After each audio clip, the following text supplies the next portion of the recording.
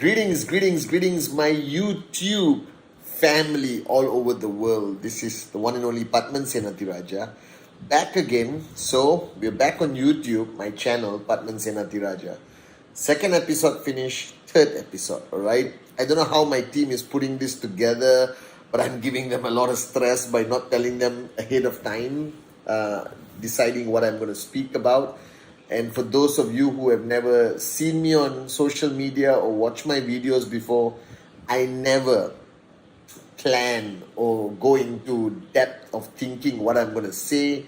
I just say what comes to my heart based on my experience of the day, the week, what I'm going through in my thought process or what has happened to me.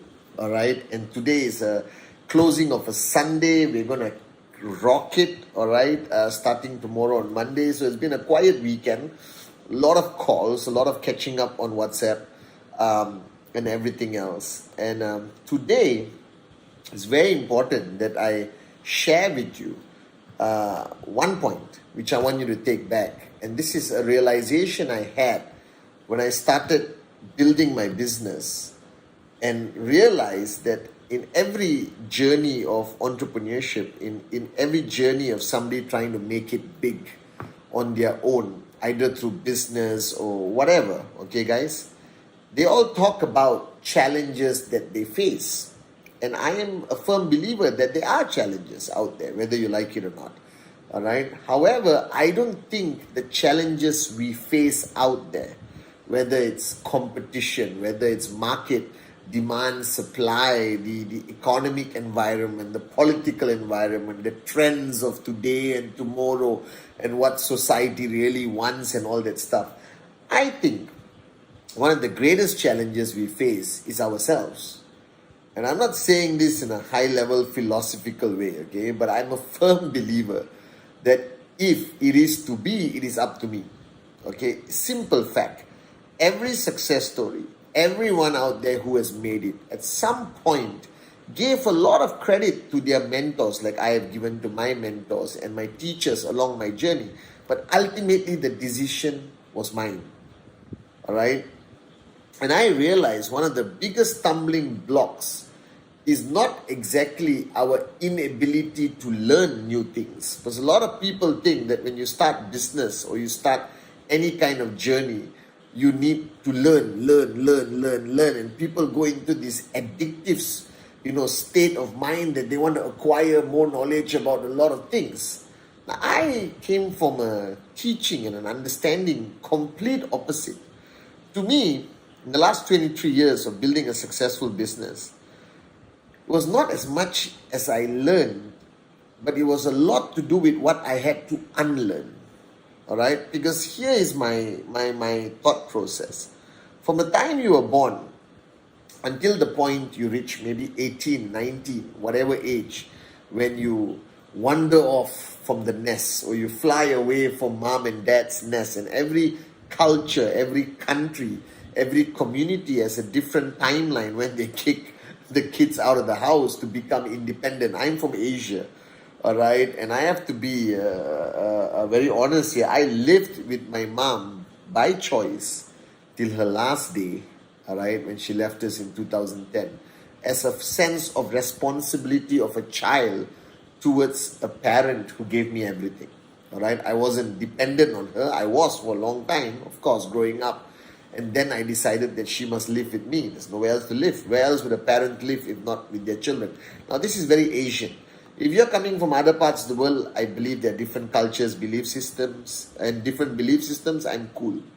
So one thing I realized is from the time you're born, all right, you go through a journey before you reach, high school or college.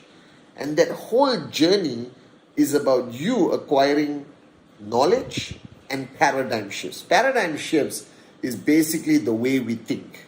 Okay, everyone has a different way of thinking. That's why no two humans are the same, all right, identical. Even though they share the same ideology, they will have difference of thought. So what I realized was the greatest challenge that you will face to unleash your true potential or to become successful in life is your inability to unlearn stuff. Because what you learn at some point of your journey of life today is no longer relevant, and it could be a hindrance from your growth. So it's so important for us to be able to unlearn as much as we are able to learn new things. All right, and this comes to my favorite story that was shared to me by my mentor. It's a very deep story, okay? So I'm going to try to be as serious as I can so that you get the message. And when I was young, like most 22-year-old, 21 years old, I was extremely arrogant. All right, I thought I was the king of the world in many ways, okay, guys? And this is partly to do with my upbringing in a small town where you are relevant, okay? It's partly also of the confidence that you build up through school and your power of association or your circle of friends and your experiences. Everything layers. Bottom line, at 21 years old, I was an extremely arrogant young man who thought he had all the answers. All right, and somewhere along the way, when I started business at 22, one of the first lessons that I heard from my mentor when he was sharing to a larger crowd, and I was sitting there chilled out, all right, all focused on making money, and this is, I just got to pay the price and make money. And then he shared the story of this Master Suzuki, all right. Now, this story is very interesting. Now, in Japan, there is a form of martial arts, life discipline. Don't get caught up with the facts and Google all this stuff, okay? I'm just sharing a story and it's supposed to benefit you, okay? So there was a Zen Buddhism way of life, which is a way of detachment, a bit of martial arts and all that kind of stuff. And there was a well-known master who basically ran a school, let's assume on top of the mountain, very exclusive, called Master Suzuki. And Master Suzuki would accept like maybe a few kids every year to start a journey of studentship or pupillage of himself, Master Suzuki, as the master. And a lot of kids will come. And all these kids are deserving kids with great potential, referred from the farms or whatever. But one year of admission, there was a rich kid, go figure, who figured out a way of getting into Master Suzuki's teaching or his temple of teaching or school. And this kid came. Now, Master Suzuki runs a very, very strict form of Zen Buddhism martial arts teaching. Now, the first year of a student, the first year student, does nothing except daily, mundane, painful chores, okay? Sweeping the courtyard, washing the toilets, washing the cutlery after dinner, maybe cooking some basic food, not even cooking food, I think. Just a lot of cleaning, guys. No martial arts. No spiritual awareness or Zen Buddhism taught by Master Suzuki yet. Instead, they just do these mundane chores for 1 year, all right, with very little interaction, engagement, or life lessons from Master Suzuki, all right.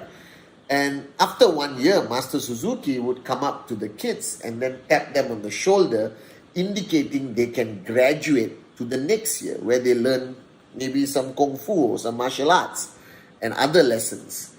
And those who don't qualify, he won't tap them on the shoulder. So he goes after 1 year. So this kid, this rich kid, and all the other kids, I think 12 of them, all in, went through this first year of cleaning and all that. And this kid felt good about it. Obviously, he hasn't done much housework before or chores because he was a rich kid, I assume. And then it came to graduation. And this kid did it diligently like others. So Master Suzuki basically passed everyone except this one kid, all right, this aristocratic rich kid, I assume, okay? Everyone else went to year number 2. This kid had to stay behind for 1 year, back to year 1, repeat the whole thing, and Master Suzuki didn't bother to give an explanation. He's Master Suzuki, go figure, right? So what he did was, the kid had to repeat year 1 again. Now this kid, again with a new batch of students, cleaning toilets, washing plates and all that. And of course there's a build-up of anger and remorse and arrogance, and the ego takes over, which I'll talk to you many times down the road of our greatest enemy. And this kid started building up this, but he rationalized like many of us, all right? He rationalizes it, maybe Master Suzuki wants me to stay back to guide this new batch of kids, okay? Big mistake, but he felt that way. And then 1 year finished, he saw his classmates doing martial arts and everything else, and he was basically washing the plates of his classmates. All right, boom, painful. So what he did, he waited patiently. 1 year, finish.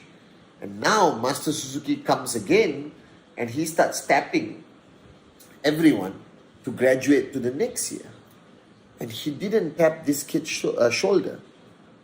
That means this kid has to do year 1 for the 3rd time. Alright? And Master Suzuki walks calmly back to his hut somewhere. And this kid starts losing it.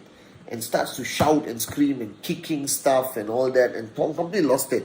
And finally gathered some misplaced guts and glory and ran towards Master Suzuki's hut to confront Master Suzuki on why he did not graduate this kid to the 2nd year for the 2nd time, leaving him behind in the 1st year.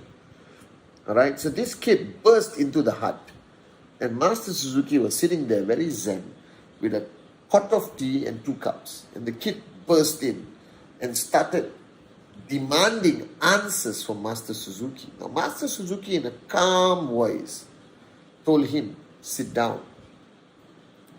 Let's have tea. Pour me a cup of tea."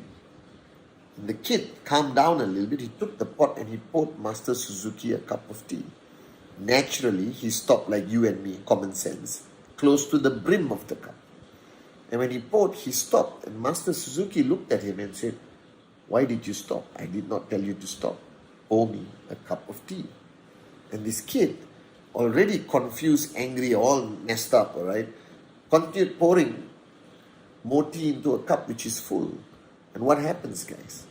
The tea started to overflow onto the saucer and then onto the table. And after a few seconds, the kid felt moronic, all right, and put down the pot and said, "Why are you asking me to do this stupid thing?" And Master Suzuki looked at him and told him, "This is the answer you seek. The reason why I did not graduate you to the 2nd year, because you are like this cup. You are already full. And whatever I choose to teach will only overflow. And therefore you have learned nothing, because you don't have the ability to unlearn stuff, to give space for change and evolution of the way you think." And this story, when I heard it, became my answer to my truth. It became my answer to my success. That I was 22 years old. I thought I had all the answers, right? I actually graduated from law school, believe it or not. And at that point, I realized that if I am ever going to succeed, I must empty that cup of mine. Or nothing new is going to go in. And that cup represents your ability to unlearn. Emptying the cup is your ability to unlearn and learn again. It's your ability to evolve and grow and embrace change, guys. And if you don't empty that cup, if you hang on to your self-belief that you know everything, that you don't need guidance and all that stuff, that's when you screw yourself badly. And you won't be able to evolve and change fast enough, intelligently enough to gain more knowledge that will help you towards your ultimate goal. So my message on this episode 3 on my YouTube channel is, if your cup is full, you're not going to learn, you're not going to grow, you're not going to evolve. All the ingredients required for success.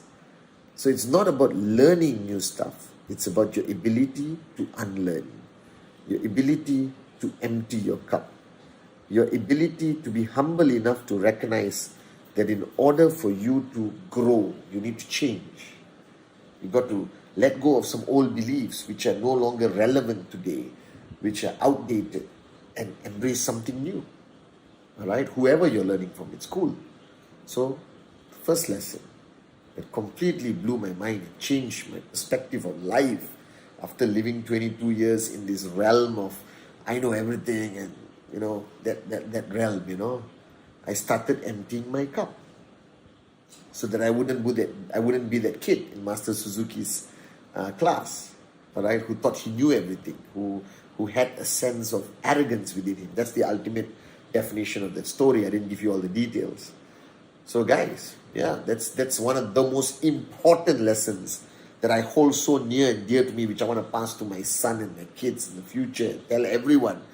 Just learn how to empty your cup, and then it can be filled, and then you keep some stuff and you empty the rest again, fill it up, throw away some, keep, and ultimately your ultimate goal is to never lose that ability to learn, to unlearn and learn and unlearn and learn, unlearn and learn, and be willing to evolve and change consistently. So, a great lesson from a great master, Master Suzuki. All right, love you guys.